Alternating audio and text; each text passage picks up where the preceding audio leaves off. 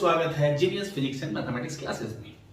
आज हम क्या करने वाले हैं, तो आज जो हमने काम शुरू किया था वो काम हम उसको आगे बढ़ाएंगे। और क्या काम हमने शुरू किया था, हमने स्टार्ट किया था क्लास 11th के लिए HC वर्मा जी के जो न्यूमेरिकल्स हैं, है ना, उनका जो किताब है, उनका जो बुक है, जो वाकई काबिल तारीफ है, हम उसका न्यूमेरिकल सॉल्व कर रहे थे। और उसमें हमने वेक्टर से स्टार्ट किया था और वेक्टर्स में हमने ऑब्जेक्टिव 1 और ऑब्जेक्टिव 2 ऑलरेडी कर लिया था। तो अब हम चलेंगे अपने एक्सरसाइज की तरफ और देखते हैं कि कैसा है एक्सरसाइज का प्रॉब्लम्स। तो चलिए शुरू करते हैं आज की अपनी कक्षा। जैसा कि हमारा पहला क्वेश्चन है, a vector A makes an angle of 20 degree and vector B makes an angle of 110 degree with the x-axis. The magnitudes of these vectors are 3 meter and 4 meter respectively. Then find the resultant. हमें resultant find out करना है।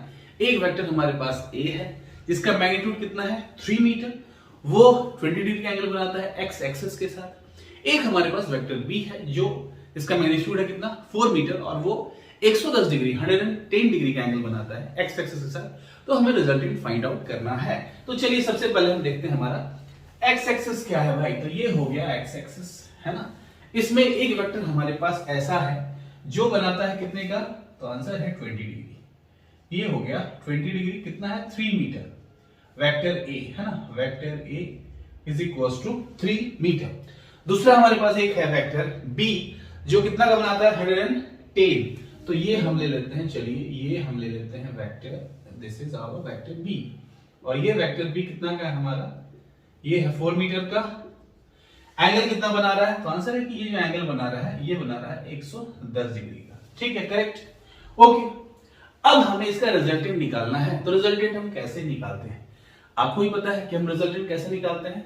बड़ा simple है, हम यहाँ एक parallelogram draw कर सकते हैं। कैसे, तो इसके पैरेलल यहाँ पे खींच लेना है आपको, है ना, इसके पैरेलल यहाँ और इसके पैरेलल हमें यहाँ खींच लेना है। हो गया, ओके, ये हमने खींच लिया। तो ये जो डायगोनल है ये हमें क्या देता है, तो आंसर है ये हमें देता है रिजल्टेंट, है ना, ये हमें देता है रिजल्टेंट। और ये रिजल्टेंट कितना होता है, तो हम सभी को पता है कि रिजल्टेंट की जो वैल्यू होती है ना, ये होता है root under a square plus b square plus 2ab cos theta.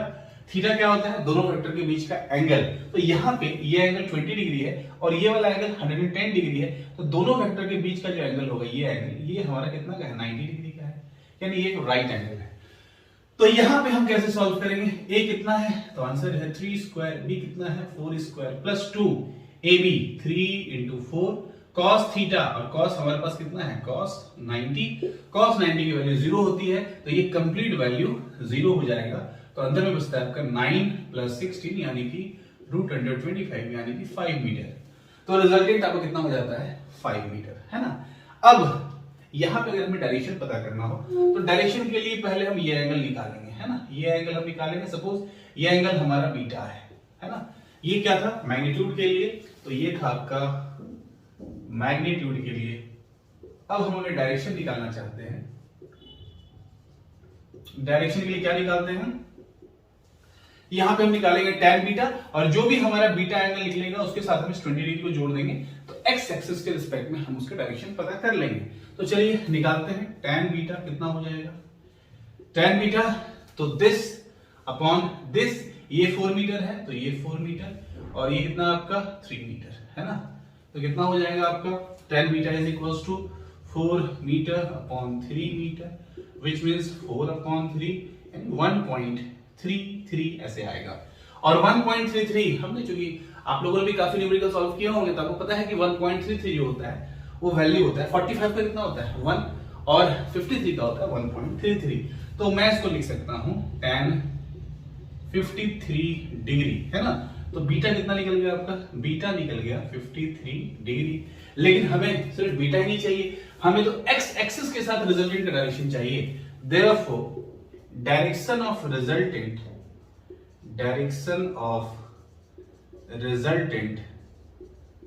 With respect to x axis कितना हो जाएगा, आप सभी को पता है क्या करना है, हमें करना है 53 डिग्री प्लस 20 डिग्री, जो कि यहां आप नीचे देख रहे हैं ये 53 और ये 20, है ना। कितना हो जाएगा 73 डिग्री विथ एक्स एक्सिस। तो डायरेक्शन के लिए हमारा क्या आ गया 73 डिग्री, रिजल्टेंट डायरेक्शन क्या हो गया 73 डिग्री विद एक्स एक्सिस, और इसका जो मैग्नीट्यूड है वो हमारा है 5 मीटर। तो ये था हमारा question number 1।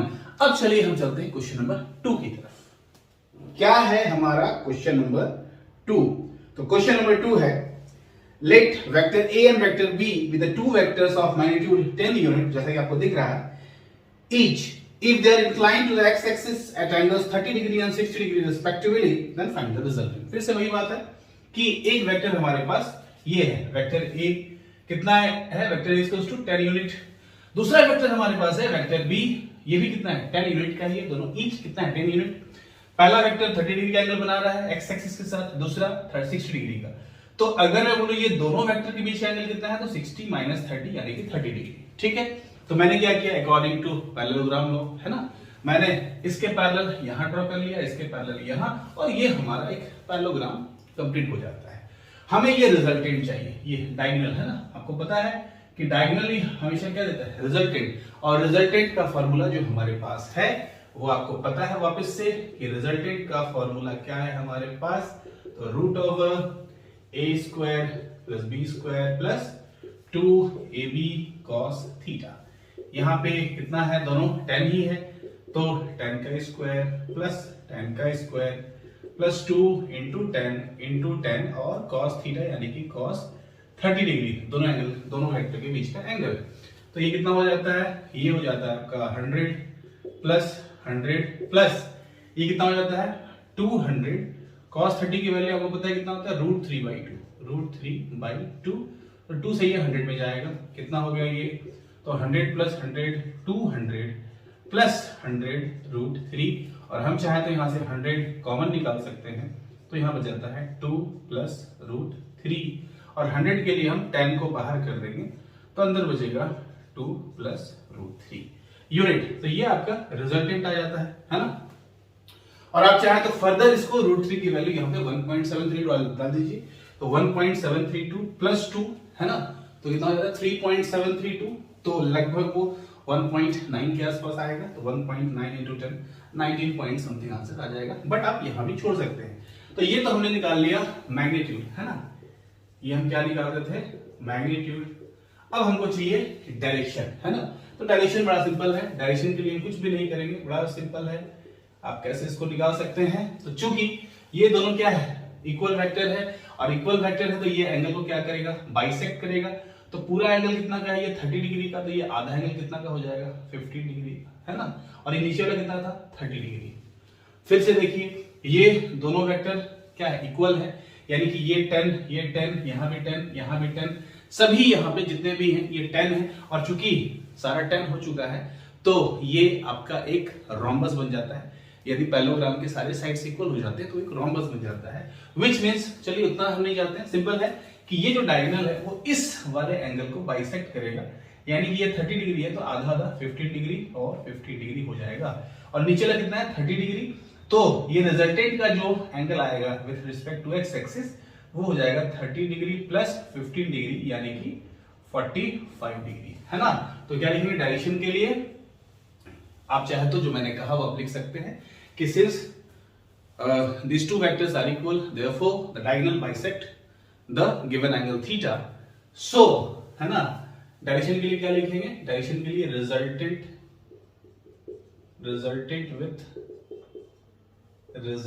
With x axis, है ना, डायरेक्शन रिजल्टेंट का किसके साथ एक्स एक्सिस कितना हो जाएगा, आंसर है 45 डिग्री। ठीक है, तो आप इसको आराम से सॉल्व कर सकते हैं। तो ये था हमारा क्वेश्चन नंबर 2। अब हम चलते हैं क्वेश्चन नंबर 3 की तरफ। क्या है question number 3? Add vectors vector A, vector B and vector C each having magnitude of 100 unit and inclined to the x-axis at angles 45 degree, 135 degree and 315 degree respectively। हमें तीनों एंगल को जोड़ना है। एक वेक्टर आपको ये दिख रहा होगा, पहला वेक्टर A है 45 डिग्री, है ना, x एक्सिस पर कितना 45 डिग्री, दूसरा वेक्टर B है ये है x एक्सिस पर कितना 135 डिग्री, और तीसरा हमारे पास है वेक्टर C जो x एक्सिस के साथ बना रहा है 350 डिग्री का एंगल। तो हमें ये तीनों को जोड़ना है, बड़ा सिंपल है। देखिए ये 45 डिग्री है, इसका मैग्नीट्यूड कितना है 100, तो आपको पता है हम कंपोनेंट कर लेते हैं आराम से। तो पहले इसका कंपोनेंट अगर हम करेंगे तो ये कंपोनेंट इसका है ना वेक्टर ए के लिए ये 45 है, तो ये आपका हो जाएगा 100 cos 45 डिग्री, है ना। और यहां पे इसका एक और कंपोनेंट होगा ये, दिस इज 100 sin 45, ये हो गया पहला का हमने कर लिया। सेकंड का देखते हैं, अगर मैं इसकी बात करूं तो ये एंगल 135 है, तो बाकी जो ये एंगल है ये बच जाता है आपका 45। तो उसके लिए फिर से ये नीचे की बात करूं तो इसके लिए ये वाला हो जाएगा 100 cos 45 डिग्री, और ये ऊपर इसके लिए भी यही वाला आएगा कितना 100 sin 45, ठीक है। तो 100 sin 45, 100 sin 45। अब मैं इसकी बात करता हूं तो इसके लिए एक हमारा आएगा ये वर्टिकल कंपोनेंट, नीचे कितना, तो आंसर है कि ये है ना, ये 315 है, ये पूरा कितना है 315, तो ये बाकी बचा हुआ एंगल कितना का हो जाएगा 45 डिग्री। तो वर्टिकल कंपोनेंट कितना आ जाएगा इसका 100 sin 45, है ना। और ये वाला इसके लिए भी इस साइड जो बनेगा वो बनेगा 100 cos 45 डिग्री, ठीक है। तो हमने तीनों को क्या कर लिया, रिजॉल्व कर लिया। इसके लिए इधर 100 cos 45, इधर 100 sin 45, इस वाले वेक्टर के लिए इधर 100 cos 45, इधर 100 sin 45, और इस वाले वेक्टर के लिए इधर ही 100 cos 45 और इधर 100 sin 45, ठीक है। अब आप आराम से देख सकते हैं कि ये 100 sin 45 एक नीचे है और एक 100 sin 45 ऊपर है, तो ये दोनों का कैंसिल आउट हो जाएगा। सिमिलरली आप यहां देख सकते हैं एक 100 cos 45 इस डायरेक्शन में और एक 100 cos 45 इस डायरेक्शन में, तो ये भी कैंसिल हो जाएगा। तो बचा क्या, तो आंसर है हमें मिलता है एक 100 cos 45 इधर और एक 100 sin 45 इधर, है ना, दो ही बचता है हमारे पास। फिर से देखिए ये वाला एक के साथ है ना कैंसिल, ये वाला भी नीचे एक के साथ कैंसिल, तो एक ऊपर आपका 100 sin 45 बच जाता है और एक आपका यहां पे 100 cos 45 बच जाता है। बाकी सब जो होते हैं वो क्या हो जाते हैं, बाकी सब कैंसिल हो जाते हैं। तो अब हम ये दोनों का एक अलग से फिगर बना लेते हैं। ये हमें कुछ मिलता है इस तरह से, है ना, ये हमें मिलेगा, ये इधर हमें क्या मिला है 100 cos 45, है ना, और इधर हमें क्या मिला है 100 sin 45, ठीक है। अब ये वैल्यू कितनी हो जाएगी, तो ये हो जाएगी 100 अपॉन sin 45 1/√2, तो 100 अपॉन √2, इसको आप रेशनलाइज कीजिए तो ये आ जाएगा 50√2। उसी तरह सिंपली ये भी आपका आ जाएगा 50√2, ठीक है। अब हमको इसका रिजल्टेंट चाहिए, तो फिर से हम अपना पैरेललोग्राम यहाँ बना लेते हैं। ये पैरेललोग्राम हो गया और ये हमारा रिजल्टेंट हो जाता है। और रिजल्टेंट के लिए आपको अगर एंगल चाहिए तो मैं इसको बीटा ले लेता हूं, क्योंकि ये तो हमारा थीटा है, थीटा कितना है 90 डिग्री। तो रिजल्टेंट कैसे निकलेगा, जोड़ना मतलब रिजल्टेंट निकालना। तो रिजल्टेंट का फिर से हमारे पास क्या फॉर्मूला है, पहले भी हमने यूज किया है, √a² plus b² plus 2ab cos theta. a² कितना है यहाँ पे, तो आंसर है 50√2, तो 50√2 का स्क्वायर, b² ये भी 50√2, तो 50√2 का स्क्वायर, और cos थीटा, थीटा चूंकि यहाँ पे 90 है तो ये टर्म पूरा का पूरा 0 हो जाता है, इसलिए हम उसको छोड़ देते हैं। तो फाइनली यहाँ पे कितना बच जाता है, तो ये आपका आ जाता है 50 का स्क्वायर 2500, √2 का स्क्वायर 2, यानी कि 2500 इंटू 2 5000, तो 5000 और इसका भी 5000, तो ये आपको मिल जाता है √10,000, जिसको मैं लिख सकता हूँ 100। तो रिजल्टेंट का जो मैग्नीट्यूड आया है आर मैग्नीट्यूड, वो आपको मिला है 100 यूनिट, ठीक है। और अगर मैं डायरेक्शन की बात करूं, ये हमारा मैग्नीट्यूड था, दिस इज आवर मैग्नीट्यूड। और अगर मैं डायरेक्शन की बात करूं तो डायरेक्शन के लिए क्या निकालते हैं हम, तो आंसर ये बीटा निकाल लेते हैं। तो बीटा ये कितना है 50√2, तो ये भी आपका कितना हो जाएगा 50√2, ये भी आपका 50√2। तो tan beta is equals to कितना हो जाएगा बताइए, 50√2 अपॉन 50√2, यानी कि 1 आना है, 50√2 अपॉन 50√2, कैंसिल आउट कितना आ गया 1, और 1 जो है वो 45 डिग्री होता है, तो beta is equals to 45 degree. तो हमने क्या किया, रिजल्टेंट भी निकाल लिया, मैग्नीट्यूड भी और डायरेक्शन भी। तो ये था हमारा क्वेश्चन नंबर 3। अब हम चलते हैं क्वेश्चन नंबर 4 की तरफ। क्वेश्चन नंबर 4 है, let vector a is equals to 4i cap plus 3j and vector b is equals to 3i plus 4j, then find the magnitude of vector a, vector b, vector a plus b और vector a minus b। तो क्या क्या हमारे पास given condition है, given है ना, क्या क्या गिवन है, तो गिवन है वेक्टर a कितना है हमारे पास, वेक्टर a है 4i plus 3j, है ना, ये हमारे पास वेक्टर a है। वेक्टर बी कितना है हमारे पास, तो वेक्टर बी है 3i प्लस 4j। ठीक है, तो सबसे पहले हमको वेक्टर ए का मैग्नीट्यूड चाहिए, बड़ा सिंपल है, आप लोगों ने पढ़ा है, बेसिक तो आपका स्ट्रॉन्ग होगा ही। तो 4 स्क्वायर प्लस 3 स्क्वायर यानी कि 16 प्लस 9 25 यानी कि 5। तो 5 यूनिट इसका मैग्नीट्यूड आ गया वेक्टर ए का। उसी तरह अगर हम वेक्टर बी का निकालना चाहें तो वेक्टर बी का भी आप देख सकते हैं, वही आ जाता है 3 स्क्वायर प्लस 4 स्क्वायर यानी ये भी 5 यूनिट। दूसरा हमें a प्लस बी का चाहिए, तो पहले हम vector a plus vector b निकाल लेते हैं। दोनों को अगर जोड़ूंगा तो 4 3 7 i cap plus 4 3 7 j cap ये आ जाता है। और अगर मैं इसका अब मैग्नीट्यूड निकाल दूं, है ना, तो क्या मिलेगा हमें, root under 7 square plus 7 square, 7 square plus 7 square और 7 स्क्वायर कॉमन निकल जाएगा तो ये आ जाएगा 1 प्लस 1 और 7 स्क्वायर का 7 बाहर हो जाएगा और 7 बाहर हो जाएगा तो अंदर क्या बचता है, रूट अंडर 2, तो 7 रूट 2 यूनिट। ये आ गया आपका a प्लस बी का मैग्नीट्यूड। फिर हमें a माइनस बी चाहिए, तो a माइनस बी कितना हो जाएगा बताइए, 4 माइनस 3 हो जाएगा i कैप या i, देखिए कैप तो कैप यहाँ पे नहीं दिया हुआ है तो मैं कैप नहीं लिखता हूँ, क्वेश्चन में वेक्टर है, चलिए ठीक है। तो 4i माइनस 3i और यहाँ 3i माइनस 4j तो माइनस j हो जाता है। अब इसका हमें मैग्नीट्यूड चाहिए, तो a माइनस बी का मैग्नीट्यूड अगर हमें चाहिए तो हम इसका क्या लिखेंगे, रूट ओवर 1 का स्क्वायर और इसके लिए माइनस 1 है तो प्लस माइनस 1 का स्क्वायर यानी 1 स्क्वायर प्लस माइनस 1, ये भी 1 ही होना है, माइनस 1 का स्क्वायर हुआ तो 1 प्लस 1 रूट 2, तो इसका हमारे पास आता है root 2 unit.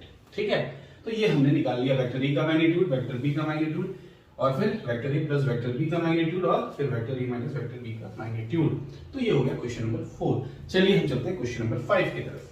Question number 5, refer to figure 2e1, find. सबसे पहले इसमें हमें निकालना है मैग्नीट्यूड निकालना है, फिर हमें निकालना है x एंड y कंपोनेंट और फिर हमें निकालना है जो रिजल्टेंट आएगा उसका हमें डायरेक्शन चाहिए with respect to x axis. तो चलिए हम सबसे पहले क्या करते हैं, इसका कंपोनेंट निकालते हैं x एंड y कंपोनेंट, फिर हम इसका रिजल्टेंट निकालते हैं magnitude of the resultant, then हम निकालेंगे डायरेक्शन यानी कि जो रिजल्टेंट x एक्सिस पर कितना एंगल बनाता है वो हम निकालते हैं। तो इसके लिए सबसे पहले क्या करना होगा हमें, तो आंसर है इसका कंपोनेंट करना पड़ेगा तीनों वेक्टर का। तो करते हैं, ये हमारे पास है 2 मीटर, ये एंगल 60 डिग्री है, तो ये जो आपको मिलेगा ये है ना, ये कितना मिल जाएगा आपको, ये मिल जाएगा, ये आपको मिल जाएगा 2 cos 30 है ना, और ये जो ऊपर मिलेगा आपको ये मिल जाएगा 2 sin 30। ठीक है, तो 2 cos 30 2 sin 30, 2 cos 30 की वैल्यू रूट 3/2 तो 2 2 कैंसिल, रूट 3 यानी कि 1.732 ये है आपका इस वेक्टर के लिए x कंपोनेंट। ये कितना आ जाएगा, तो 2 sin 30 की वैल्यू हाफ, 2 2 कैंसिल तो ये आता है 1 है ना, तो ये 1 मीटर, ये 1.732 मीटर, ये फर्स्ट वाले वेक्टर का हो गया। अब हम इसके लिए तो कुछ भी नहीं है, ये तो ऑटोमेटिक इसका आपका वर्टिकल कंपोनेंट दिया है तो हमको इससे मतलब नहीं है, हम डायरेक्ट इस पे काम कर सकते हैं। इसकी बात करते हैं, तो इसके लिए ये हमारा जो है वर्टिकल कंपोनेंट की बात करें अगर, तो इसका ये जो वर्टिकल कंपोनेंट होगा ये कितना होगा, तो ये 1.5 है, ये 60 है, तो ये 1.5 साइन 60 यानी कि 1.5 इंटू रूट 3/2, पॉइंट हटा तो यहाँ पे 0 आ जाएगा और 5 3 15, 5 4 20 यानी 3 रूट 3/4, ये आपका y कंपोनेंट आ जाता है। और इसका अगर हम x कंपोनेंट निकालना चाहें, ये x कंपोनेंट, तो ये निकल जाता है 1.5 cos 60, 1.5 cos 60, cos 60 की वैल्यू हाफ होती है तो ये हाफ हो जाएगा, ये 0 यानी ये 3 और ये 4, तो 3/4 जिसको मैं लिख सकता हूं 0.75 मीटर, ये भी मीटर है ना। तो इस तरह से हमने पहले सभी को क्या कर लिया, x कंपोनेंट और y कंपोनेंट। तो अब हम देखते हैं पहले x कंपोनेंट क्या आता है, x नेट हमारे पास कितना आएगा, तो देखते हैं x नेट, x कहां है, तो एक हमारे पास x है इस डायरेक्शन में, प्लस हो जाएगा कितना, प्लस 1.732 मीटर, और एक हमारे पास x किधर है, तो इस डायरेक्शन में, तो ये हो जाएगा माइनस कितना 0.75 मीटर, और इसको अगर आप माइनस कर दें तो कितना आ जाएगा, यहाँ पे 2 है ना, ये हो जाएगा 8 है ना, 0.982 मीटर, ये आपका x नेट निकल जाता है। सिमिलरली अगर हम y नेट निकालना चाहें, y1, तो y में ऊपर कितना है 1 मीटर, ये नीचे कितना है 1 मीटर, ये तो कैंसिल आउट हो जाएगा। तो बचा क्या आपका, तो सिर्फ आपका एक ये बचा हुआ है, कौन सा, 3√3/4 मीटर। तो y नेट आपका हो गया, एक हो गया +1 मीटर, एक हो गया -1 मीटर, प्लस कितना 3√3/4 मीटर। ये कैंसिल कितना आता है ये, इसको आप कैलकुलेट कर सकते हैं, 3 × 1.732/4, तो ये आ जाएगा 3 × 2 = 6, 3 × 3 = 9, 3 × 7 = 21, कैरी 2, ये हो गया 5.196/4। इसको आप कैलकुलेट करेंगे तो आएगा 1.299, यानी अप्रॉक्स 1.3 मीटर। तो एक्स नेट आपका आ गया 0.982 मीटर, या 0.98 भी आप इसको लिख सकते हैं, है ना, इसको आप सिंपली 0.98 भी लिख सकते हैं, और ये 1.3 मीटर। तो हमें चाहिए रिजल्टेंट। तो रिजल्टेंट के लिए फिर से आप देख सकते हैं कि एक मेरे पास आ गया x, है ना, ये आ गया x वाला कितना आ गया है 0.98, और y वाला जो हमें मिला है ये मिल गया है y का 1.3, है ना। अब हम इसका रिजल्टेंट निकालना चाहेंगे तो पहले हम एक अपना पैरेललोग्राम तैयार कर लेते हैं। ये हो गया हमारा पैरेललोग्राम, और ये डायगोनल आपको देता है रिजल्टेंट, है ना, ये है रिजल्टेंट। तो रिजल्टेंट हम कैसे निकालेंगे, तो बड़ा सिंपल है रिजल्टेंट निकालने का तरीका क्या है हमारे पास। तो चूंकि यहाँ पे आप देख सकते हैं ये दोनों के बीच क्या आएगा 90 है, तो हम सिर्फ √a² + b² पाइथागोरस का यूज कर सकते हैं। तो ये हो जाता है √0.98 का स्क्वायर प्लस कितना 1.3, है ना, 1.3 का स्क्वायर, ठीक है। ये आपका हो गया 1.3 और ये आपका 0.98। इसको आप फर्दर सॉल्व कर सकते हैं, इसको आप सॉल्व करेंगे तो ये आपका लगभग जो आपको मिलेगा ये मिलेगा 1.6 मीटर। आप इसको सॉल्व करके देखिए, ये 1.6 मीटर ही आएगा। तो ये हमने निकाल लिया magnitude of the resultant. Direction की बात करें, अगर डायरेक्शन हम निकालना चाहते हैं तो डायरेक्शन के लिए हमें चाहिए ये रिजल्टेंट का direction with respect to horizontal, है ना। तो ये मान लीजिए बीटा है, तो tan बीटा कितना हो जाएगा, tan beta is equals to 3 upon कितना 0.98, है ना। इसको अगर आप कैलकुलेट करते हैं तो ये आपको tan बीटा जो है वो कितना मिलेगा, आप कैलकुलेट कीजिए इसको। ये पॉइंट हटेगा और ये पॉइंट, तो यहाँ पे आ जाएगा 130, यानी 130/98। Therefore tan beta is equals to, अगर मैं इसको कैलकुलेट करूं ये आएगा 1.326 के आसपास। तो बीटा आपका हो जाता है tan इनवर्स 1.326 है, तो मैं इसको 1.33 कर देता हूं। तो ये आपका निकल गया डायरेक्शन, और ये डायरेक्शन कितना आ जाता है, डायरेक्शन आपका आ जाता है beta is equals to tan inverse 1.33। तो मैग्नीट्यूड कितना आ जाता है, तो मैग्नीट्यूड है 1.6 मीटर। एक्स नेट कितना आया है, तो एक्स नेट आपका आ गया 0.982 या 0.98। वाई नेट कितना आ गया 1.3, और टोटल रिजल्टेंट है 1.6। और डायरेक्शन जो बना रहा है ये complete resultant with respect to X axis, ये हमारा एक्स ही था, तो और ये हमारा वाई था, ये आ रहा है tan इनवर्स 1.33। तो ये हमारा क्वेश्चन नंबर 5। तो अब हम चलते हैं क्वेश्चन नंबर 6 की तरफ। क्या है question number 6? Two vectors have magnitudes 3 unit and 4 unit respectively. What should be the angle between them if the magnitude of the resultant is 1 unit, 5 unit and 7 unit? हमें कहा गया एक वेक्टर हमारे पास है 3 यूनिट का, है ना। तो मान लीजिए हमारे पास एक वेक्टर है, सॉल्यूशन देखते हैं इसका क्वेश्चन नंबर 6 का। एक वेक्टर, तो लेट वेक्टर ए जो हमारे पास है मान लीजिए वो है 3 यूनिट का, वेक्टर बी जो हमारे पास है वो मान लीजिए है 4 यूनिट का, ठीक है। यहां पे कहा जा रहा है फाइंड एंगल, क्या कहा जा रहा है, find angle between vector A and vector B if पहला है रिजल्टेंट आपको दे दिया जा रहा है, रिजल्टेंट है पहला का 1 यूनिट, है ना, पहला का रिजल्टेंट कितना 1 यूनिट। दूसरे केस में आपको जो रिजल्टेंट दिया जा रहा है वो है आपका 5 यूनिट, और तीसरे केस में जो आपको रिजल्टेंट दिया जा रहा है वो है आपका 7 यूनिट। तो देखिए इसको हम दो तरीके से बना सकते हैं। एक तो आप आराम से देख के सॉल्व कर सकते हैं कि अगर ए और बी सेम डायरेक्शन में हो, अगर ए और बी सेम डायरेक्शन में हो यानी कि थीटा कितना हो जाएगा 0, और सेम डायरेक्शन में क्या होता है वेक्टर आपस में ऐड हो जाते हैं, तो 4 + 3 7, है ना। तो ये सेकंड नंबर 7 यूनिट में क्या है, रिजल्टेंट कितना है 7 यूनिट, तो यहाँ पे एंगल कितना हो जाना है, सेम डायरेक्शन के लिए कितना हो, थीटा 0 हो जाता है, तो यहाँ पे थीटा 0 हो जाना है, ठीक है। आप ऐसे भी राइट कर सकते हैं। दूसरा क्या है r 5 यूनिट, 5 कब होगा, तो आंसर है कि 3² + 4² यानी ए और बी अगर आपस में परपेंडिकुलर हो तो वहां पे आपका कितना हो जाएगा 5, है ना। तो यहाँ पे थीटा कितना आ जाएगा 90 डिग्री। 1 कब आता है? जब ये 4 इस डायरेक्शन में हो और बी हो, वेक्टर बी इस डायरेक्शन में यानी राइट, और वेक्टर ए किधर लेफ्ट हो, तो 4 - 3 1 हो जाएगा। और वहां पे चूंकि एंटी पैरेलल की बात आती है, दोनों अपोजिट हो जाते हैं, तो वहां पे 180 डिग्री आ जाएगा। यानी इस केस में आपको मिलेगा थीटा 180 डिग्री, इस केस में आपको मिलेगा थीटा कितना 90 डिग्री परपेंडिकुलर, और इस केस में मिलेगा थीटा आपको 0 डिग्री, सेम डायरेक्शन। ठीक है, एक तरीका तो ये है कि आप तुरंत सोच लीजिए। दूसरा तरीका है, जो बच्चे नहीं सोच सकते हैं फिर उनको फॉर्मूला लगाना पड़ेगा। क्या फॉर्मूला है मैं एक बताता हूं, बाकी आप अपने से कर लीजिएगा। रिजल्टेंट का जो हमारे पास फॉर्मूला है वो क्या है? तो रिजल्टेंट का हमारे पास फॉर्मूला है root under A square plus B square plus 2ab cos theta, है ना। तो यहां पे देखिए बड़ा सिंपल है, रिजल्टेंट तो यहां पे पता है हमें कितना है 1, तो मैं यहां 1 लिख देता हूं। अब a स्क्वायर कितना है, तो आंसर है 3 स्क्वायर, b स्क्वायर कितना 4 square plus 2 into 3 into 4 cos theta नहीं पता था, cos थीटा cos ही छोड़ देते हैं, तो 1 इज इक्वल्स टू ये हो गया 9 प्लस 16 और ये 2 3 6 6 4 24 cos थीटा, सही है।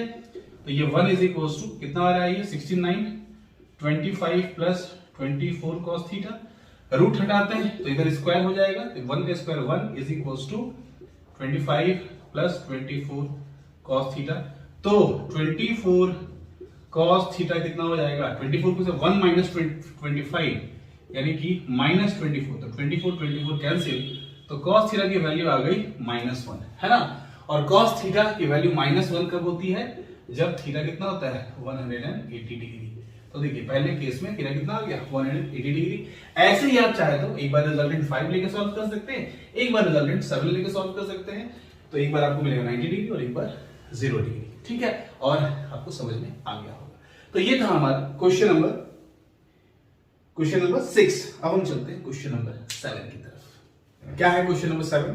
A spy report about a suspected car reads as follows, है ना। वो एक जासूस जो है एक कार को देखता है, एक सस्पेक्टेड कार को। अब वो कहां जाता है वो हम देखते हैं। The car moved 2 kilometre towards east, made a perpendicular left turn, ran for 500 meter, made a perpendicular right turn, ran for 4 kilometer and stopped. Then find the displacement of the car. तो ये बड़ा simple सा question है। Direction का अगर आपको knowledge है, basic knowledge तो आपके पास होगा। अगर आप ऐसे बना रहे हैं तो ये आपका ईस्ट होता है, ये आपका वेस्ट होता है, ये आपका नॉर्थ और ये आपका साउथ। हमें क्या कहा गया है, ईस्ट में जा रहा है वो सस्पेक्टेड कार, इस पे कितना जाता है 2 किलोमीटर, और वहां जाने के बाद क्या करता है वो, वहां जाने के बाद वो लेफ्ट टर्न ले लेता है, ठीक है। तो हमारे पास दो ऑप्शन, लेफ्ट टर्न और ये इधर राइट टर्न। लेफ्ट में कितना चला जाता है, तो आंसर है लेफ्ट में वो चला जाता है 1/2 किलोमीटर, यानी कि 500 मीटर तो 1/2 किलोमीटर, तो ये हो गया 1/2 किलोमीटर। उसके बाद फिर वो वहां से लेता है made a perpendicular right turn, यहां से जब क्या फिर ये राइट टर्न ले लेता है, तो ये राइट टर्न ले लिया।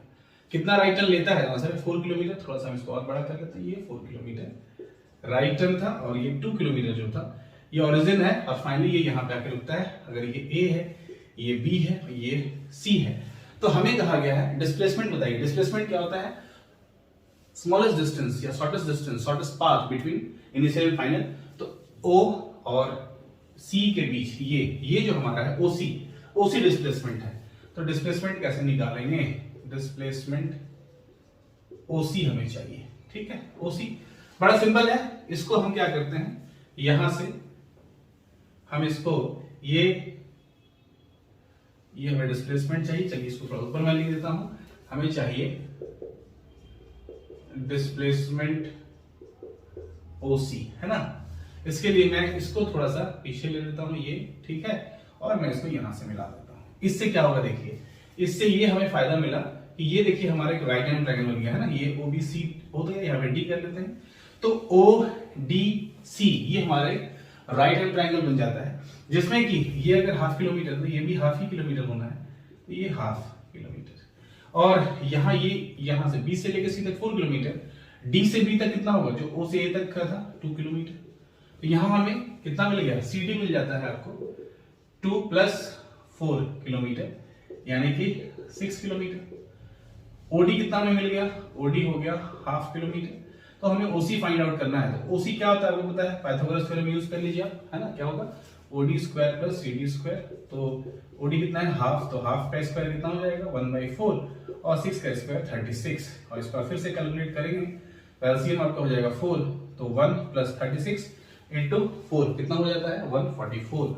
144 यानी तो ये हो गया 145/4।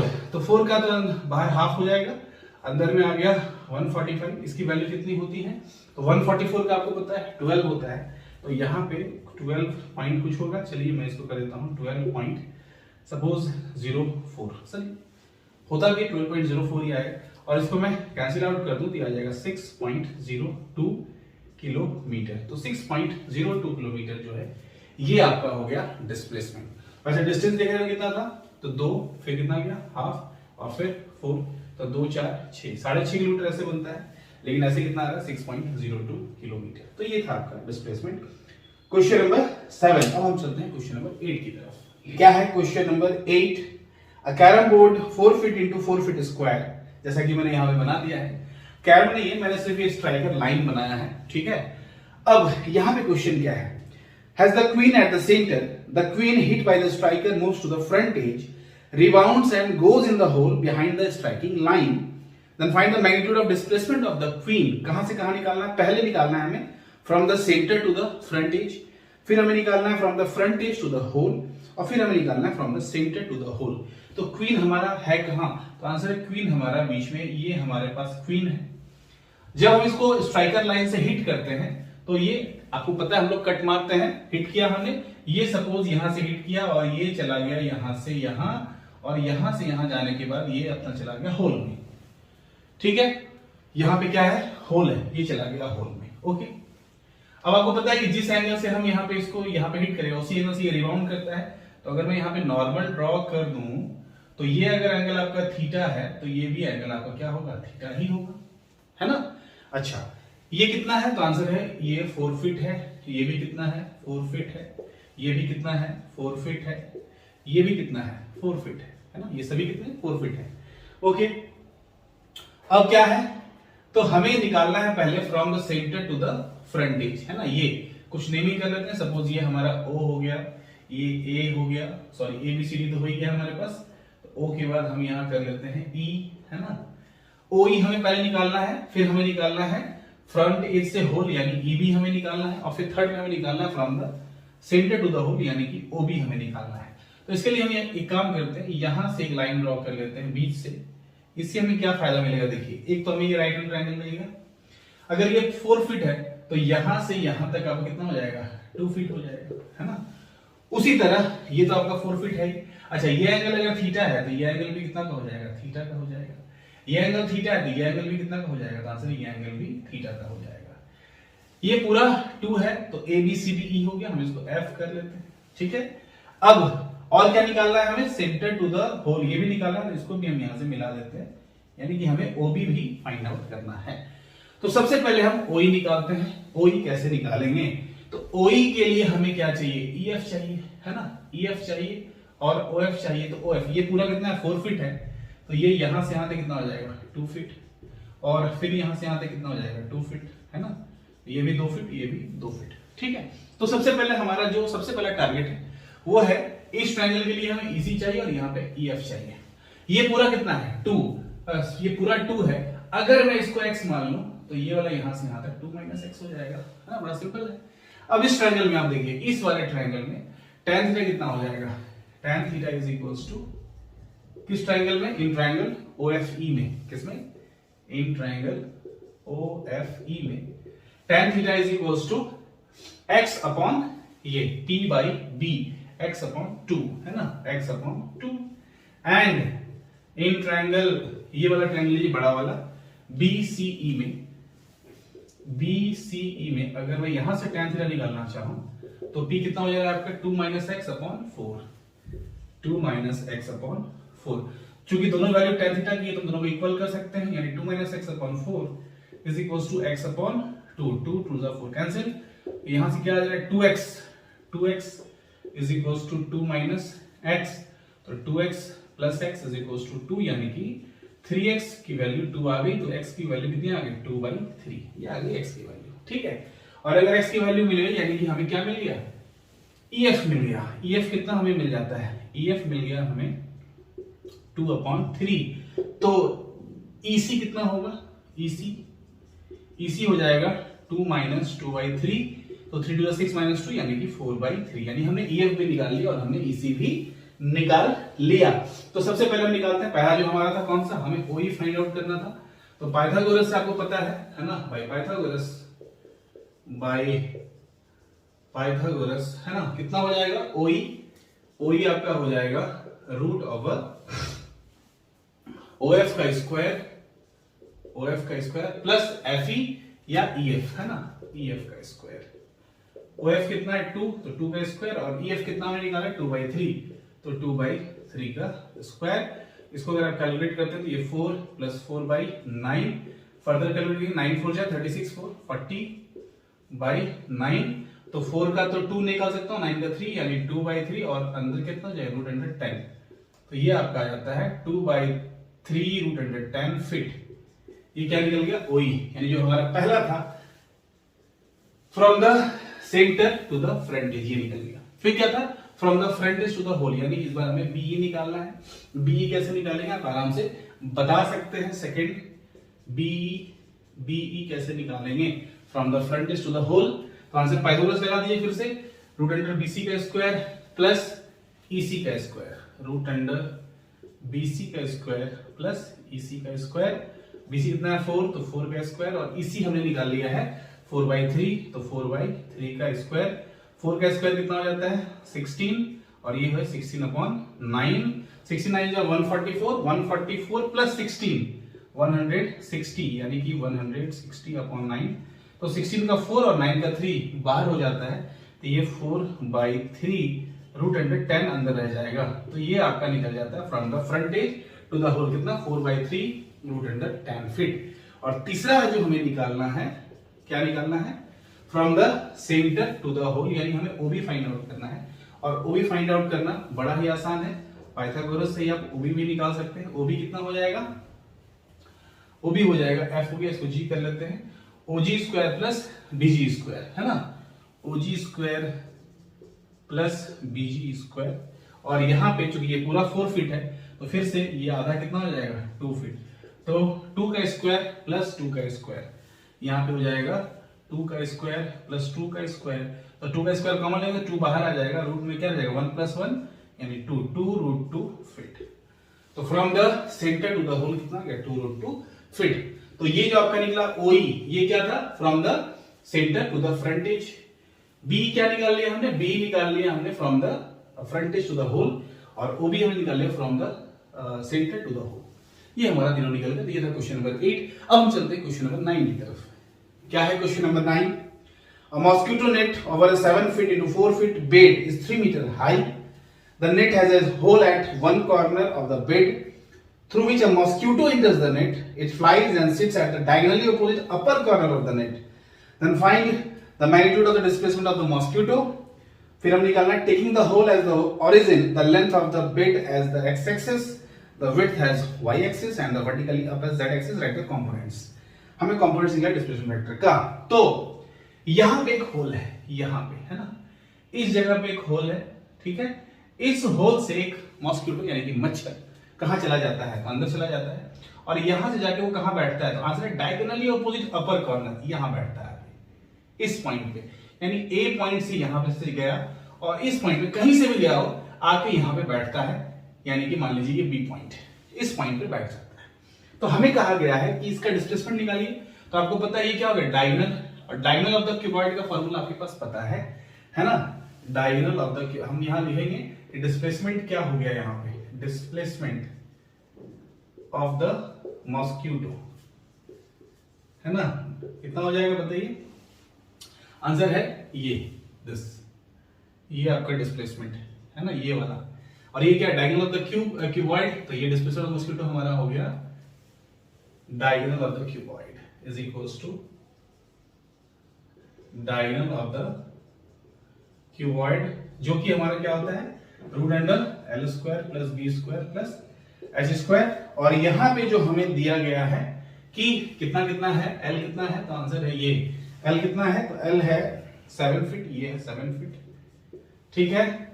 ये कितना है, ये है आपका इसका ब्रेथ 4 फीट, और ये जो है ये ऊपर है ना, ये कितना है, तो आंसर ये है 3 फीट। तो ये आपका हो जाता है 7 square plus 4 square plus 3 square, इसको आप लिख सकते हैं 49 प्लस 4 का स्क्वायर 60, 3 का स्क्वायर 9, यानी कि रूट अंडर 74 फीट। तो ये आपका निकल गया डिस्प्लेसमेंट। आप चाहे तो फिर आप 74 का रूट निकाल के इसको देख सकते हैं क्या होगा। और क्या निकालना है, पहला तो ये डिस्प्लेसमेंट हो गया, दूसरा कि लेंथ को आपको एक्स एक्सिस मानना है, विड्थ को वाई और हाइट को जेड, कंपोनेंट लिखना है। तो कंपोनेंट हम इसको आराम से लिख सकते हैं, कंपोनेंट क्या क्या मानना है, ये x है 7 फीट तो 7 फीट, y कितना है, y हो गया आपका 4 फीट, और z कितना हो गया 3 फीट, है ना। तो ये हमारा कंपोनेंट हो गया x y z, this is x, this is y, this is z, 7 feet 4 feet 3 feet, है ना। तो ये था हमारा क्वेश्चन नंबर 9। अब हम चलते हैं क्वेश्चन नंबर 10 की तरफ। क्वेश्चन नंबर 10 है, question number 10, suppose vector A is a vector of magnitude 4.5 unit due not. तो हमारे पास एक वेक्टर A है, कितना 4.5 यूनिट ड्यू नॉर्थ। तो हमें क्या फाइंड करना है, पहले हमें निकालना है 3 वेक्टर है ना, 3 इंटू वेक्टर है तो कुछ नहीं करना है, 3 से मल्टीप्लाई कर देते हैं, 3 इंटू 4.5 यूनिट। डायरेक्शन का क्या होगा, तो चूंकि 3 है प्लस है तो ड्यू नॉर्थ ही रह जाएगा, माइनस होता तो ड्यू साउथ हो जाता, ऑपोजिट हो जाता, तो ये हो जाएगा ड्यू नॉर्थ ही रहेगा, यानी कि 13.5 यूनिट ड्यू नॉर्थ, है ना, ड्यू नॉर्थ। और दूसरा जो हमें निकालना है बी, वो है -4 वेक्टर ए। तो -4 वेक्टर ए में क्या करना है, माइनस लग गया है तो 4 से तो मल्टीप्लाई हम कर ही देंगे, 4.5 यूनिट, 4 इंटू 4.5 यूनिट ड्यू। अब यह नॉर्थ तो नहीं होगा क्योंकि माइनस आ गया है, माइनस में तो अपोजिट हो जाएगा, तो ये ड्यू साउथ हो जाएगा, ड्यू साउथ, यानी कि 18.0 यूनिट ड्यू साउथ, ठीक है। तो ये था क्वेश्चन नंबर 10। अब हम चलते हैं क्वेश्चन नंबर 11 की तरफ। Question number 11, two vectors have magnitudes 2 meter and 3 meter, the angle between them is 60 degree, then find the scalar product of two vector and the vector product. तो आपको पता है दो वेक्टर हमारे पास है, तो मान लेते हैं कि लेट वेक्टर A जो है वो हमारा है 2 मीटर एंड वेक्टर B जो है वो हमारा है 3 मीटर। दोनों के बीच का एंगल है ना, वेक्टर A B, और मान लेते हैं थीटा जो है दोनों के बीच का एंगल वो है 60 डिग्री। तो पहले हमें चाहिए मैग्नीट्यूड, चाहिए किसका चाहिए, तो स्केलर प्रोडक्ट का और फिर वेक्टर प्रोडक्ट का। तो पहले हम बात करते हैं स्केलर प्रोडक्ट, जिसको हम डॉट प्रोडक्ट कहते हैं। तो स्केलर प्रोडक्ट में क्या होता है, a dot b is equals to ab cos theta, है ना। तो a कितना है 2 into 3 into cos theta cos 60, तो 2 इंटू 3 इंटू हाफ, ये कैंसिल आउट, तो ये आ गया 3 मीटर। तो डॉट कितना आ गया, स्केलर प्रोडक्ट कितना आ गया 3 मीटर। और अगर मैं बात करूं मैग्नीट्यूड ऑफ, सिर्फ मैग्नीट्यूड पूछा गया है ना, तो वेक्टर प्रोडक्ट की बात करें ओनली फॉर मैग्नीट्यूड, ठीक है। तो आपको पता है वेक्टर यानी cross product a cross b, magnitude क्या होता है, तो आंसर है ए बी साइन थीटा। आप चाहे तो इसको ऐसे भी लिख सकते हैं, ए है ना बी साइन थीटा। ए कितना है हमारे पास, फिर से 2, ये कितना है 3, और यहाँ पे साइन 60, और साइन 60 की वैल्यू कितनी होती है √3/2, ये हो जाएगा 2 इंटू 3 इंटू √3/2, 2 कैंसिल, यानी कि 3√3 मीटर। तो ये हमारा हो गया स्केलर प्रोडक्ट और ये हमारा हो गया वेक्टर प्रोडक्ट। सिर्फ मैग्नीट्यूड फाइंड आउट करना था। ये तो इसका तो सिर्फ मैग्नीट्यूड ही होता है, इसका डायरेक्शन होता है, बट हमें डायरेक्शन बोला नहीं गया है, ओनली मैग्नीट्यूड। तो ये था क्वेश्चन नंबर 11। अब हम चलते हैं क्वेश्चन नंबर 12 की तरफ। Question number 12, late a1 a2 a3 a4 a5 a6, है ना, ये सब जो है a1 B a regular hexagon, a1 a2 a3 a4 a5 a6 a1 ये एक रेगुलर हेक्सागोन है। Right the x component of the vectors represented by the 6 sides taken in order, use the fact that the resultant of this 6 vector is 0। आपको वैसे ही पता है, अगर आपने vector पढ़ा है, बेसिक पढ़ा है, तो अगर हम हर एक वेक्टर को क्या लेते हैं, सेम ऑर्डर में लेते हैं, तो वहां पे जो इसका रिजल्टेंट होता है वो 0 हो जाता है, बिकॉज ये एक क्लोज्ड पॉलीगॉन है। और क्लोज्ड पॉलीगॉन के केस में हमें पता है अगर हमने सेम ऑर्डर में लिया है तो उसका रिजल्टेंट जीरो होना है। बट हमें सिर्फ एक्स कंपोनेंट के बारे में बात करनी है और हमें ये प्रूफ करना है cos 0 प्लस cos 2y/3, ये हमें प्रूफ करना है 0 to 0 होता है। तो बड़ा सिंपल है, क्योंकि हमें तो पता है रिजल्टेंट जीरो होगा तो cos वाला भी पूरा जीरो होना है, साइन वाला भी पूरा जीरो होना है। तो cos वाले के लिए हम यहाँ पे चेकआउट कर लेते हैं कि पहले तो हम ये लिख देंगे इसमें कि as it is a closed polygon, है ना, क्लोज्ड पॉलीगॉन, देयरफॉर, है ना, इसका जो होगा रिजल्टेंट क्या होना है, रिजल्टेंट, इसका रिजल्टेंट जीरो ही होना है, यानी कि x नेट भी इसका जो होगा वो जीरो होगा और y नेट भी जो होगा उसका वो जीरो होगा। तो हमें यहाँ y नेट से मतलब नहीं है, हमें x नेट निकालना है। तो x की बात करें तो x कैसे निकलेगा, तो आंसर है यहाँ पे क्वेश्चन में ये एंगल जो है ये 60 डिग्री गिवन है, ठीक है, ये 60 डिग्री। ओके, आपको पता है कि पॉलीगॉन में क्या होता है, हर एक एंगल आपस में क्या होता है, बराबर होता है। तो अगर ये 60 है तो ये वाला कितना हो जाता है 120 डिग्री, यानी हर एक एंगल ये हो चाहे ये हो चाहे ये हो चाहे ये हो चाहे ये हो, हर एक एंगल 120 डिग्री का होगा। और हमें x कंपोनेंट करना है, तो a1 के लिए ये हमारा x कंपोनेंट ही है। a2 की बात करें तो a2 का x कंपोनेंट कितना हो जाएगा, तो आंसर है ये हो जाएगा a2 cos 60 यानी कि cos π/3, है कि नहीं। अच्छा a3 की बात करें, a3 यहाँ है, a3 का x कंपोनेंट ये कितना होगा, इस साइड हमें पॉजिटिव साइड चाहिए, तो ये एंगल कितना का होगा, है ना, ये एंगल कितना का होगा, तो आंसर है कि ये एंगल कितना का होगा, तो आंसर है ये एंगल 120 डिग्री का होगा, है ना। कैसे होगा ये एंगल 120 डिग्री का, तो बड़ा सिंपल है, ये 60 है, ये इसके पैरेलल है, तो ये कितना हो जाना है 120, ये 120, ये 120, तो ये भी कितना 120, तो ये कितना हो जाएगा a3 cos 120, है ना।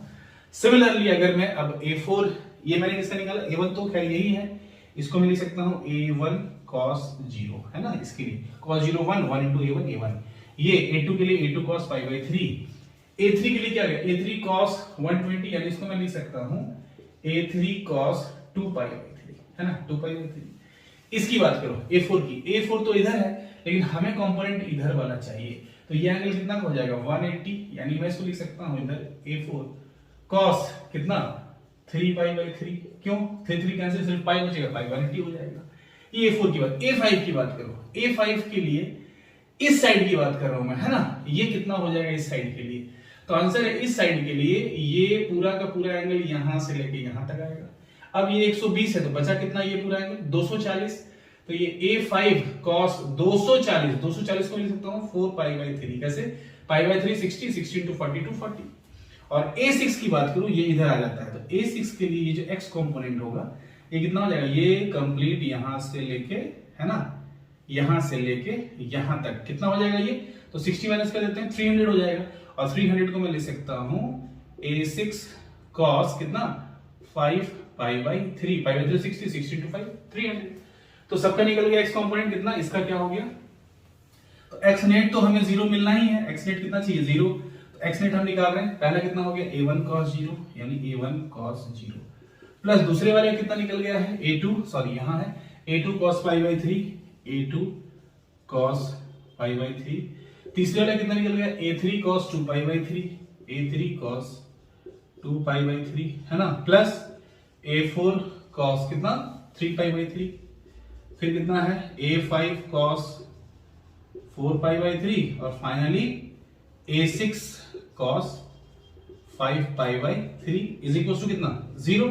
और चूंकि ये रेगुलर हेक्सागोन है तो ये सभी क्या होगा, सभी a ही होंगे, हम a1 को भी a बोल सकते हैं, a2 को भी a3 को भी, सभी को a बोल सकते हैं, तो मैं सभी को अगर a लिख दूं a तो a कॉमन निकल जाएगा, और a कॉमन निकल फिर उधर चला जाएगा, तो 0/a 0 ही हो जाना है।